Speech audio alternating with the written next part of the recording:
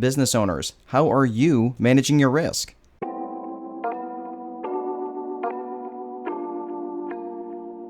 I was on a networking call the other day with some folks who were in the real estate world. It was more of a networking call, and granted, some of these folks have a lot of property, and they all tend to look at me sideways when they ask me what I'm out buying right now.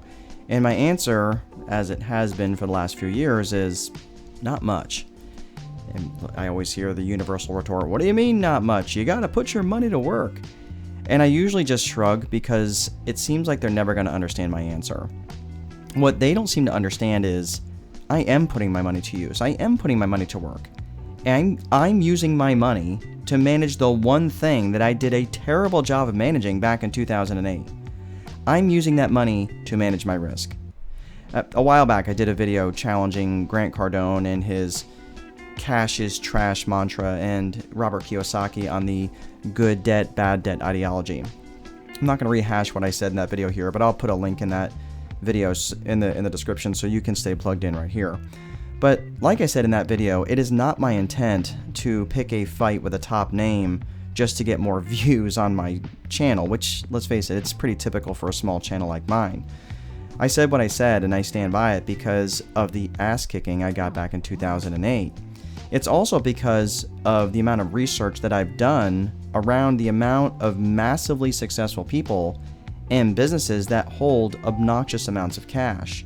Now, just for the sake of clarity, I'm using the word cash in the true accounting sense to mean both physical cash but also cash equivalents, which could mean highly liquid investments like government T-bills or bank CDs, commercial paper, right? Paper that's being issued by large corporations, and money market accounts, right? So in other words, these are low yield, low risk investments that can be converted to cash very easily if they need it. Now, I recently went back through a book called Great by Choice by Jim Collins and Morton Hansen, which, if you're a business owner or entrepreneur of any size, this is an absolute must read. The company examples in their research were companies like Intel and Amgen, Microsoft, Stryker, Progressive Insurance, and Southwest Airlines. Now, I'm going to come back to a few of these companies in just a second, but I mentioned businesses, but let me give an example of a few people holding a bunch of cash. Now, if you're not familiar with Alex Hormozi, I'm going to put a short link or a link to his short YouTube video here about what he says and how he feels about holding cash. Spoiler alert, he holds a lot of cash. And in that same video, he also references Warren Buffett. And within Berkshire Hathaway, Warren Buffett is holding $130 billion, with a B, $130 billion in cash. When you figure the total market capitalization of $773 billion, that's almost 20% of the entire value of the company held just in cash. So obviously, some really smart people know what they're doing. But when it comes to the companies that I mentioned before, let's take a look at a few of the most common companies that people know. Let's start with the chip maker Intel. Now, Intel, it might seem, was destined for greatness. Unfortunately, there were a lot of very worthy competitors vying for the spot of number one in the world. Think of AMD, Texas Instruments, and National Semiconductor. They were all big names when Intel was first coming on the market. Think when Jim Collins and Morton Hansen were doing their research, they uncovered that over a period of 34 years, from 1968 to 2002, Intel had returns on their stock price that were 20 times the returns of the overall stock market. Let me say that again, 20 times better than the market. Not 20%, 20 times better. Let's look at Microsoft. Over a period of 29 years, from 1973 to 2002, Microsoft had stock returns 56 times better than the overall stock market.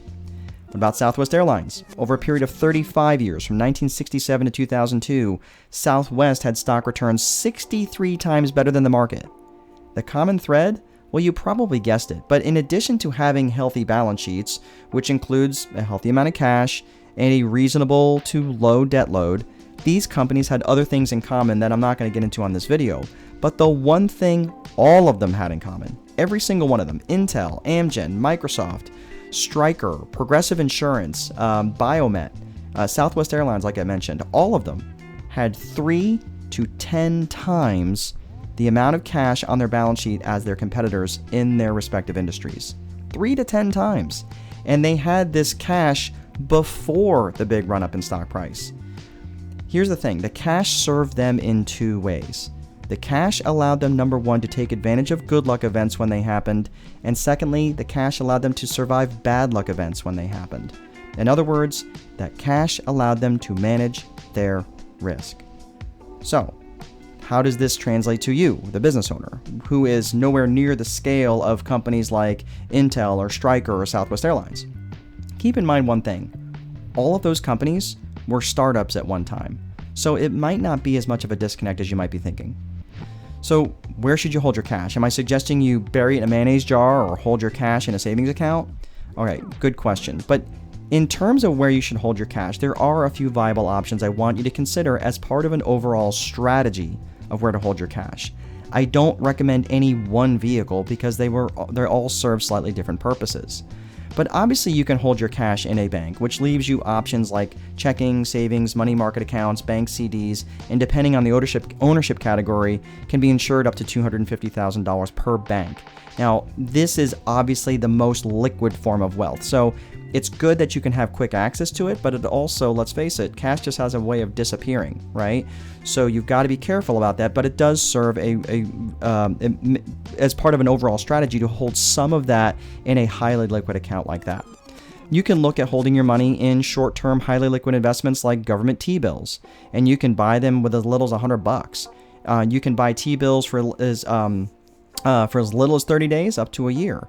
And right now, I think they were like 5.3% on a 30-day, right? And you can set up an account pretty easily at treasurydirect.gov. Now, the thing I like about that is that it provides a little bit of a buffer so you actually have to go and sell the thing, right? You have to wait in order to get your access to your cash, right? So you're putting a little bit of a buffer. It's not as liquid as your savings account, but it's just as liquid. You just might have to wait, or you might have to find a buyer for it, okay? But generally, they're very, very liquid.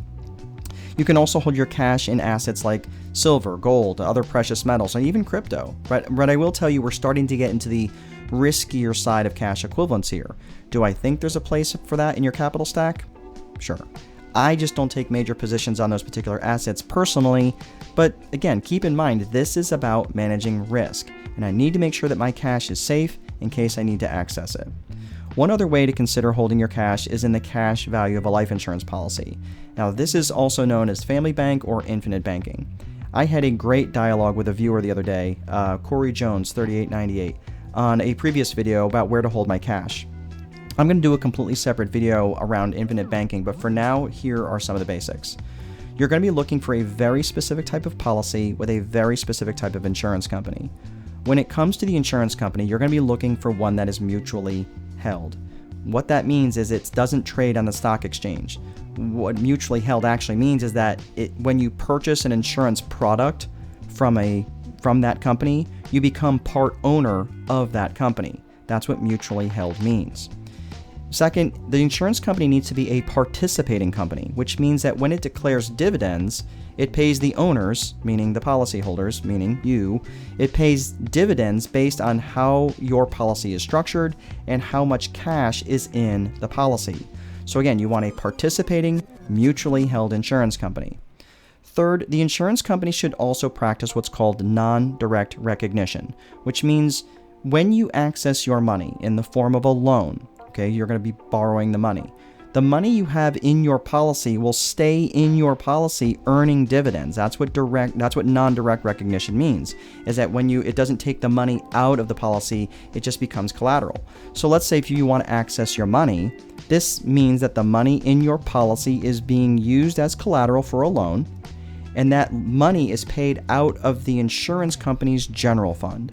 So you might be thinking, well, why in the world would I take out a loan from the insurance company instead of just taking a distribution of your own money? Well, there's a couple reasons. First, it prevents you from creating a taxable event if you took the money out as a distribution. Second, and way more important, it doesn't interrupt the compounding effect of the dividends being paid into the policy, which means you'd make a lot more money in the long run than the amount of interest you'd ever pay to the insurance company.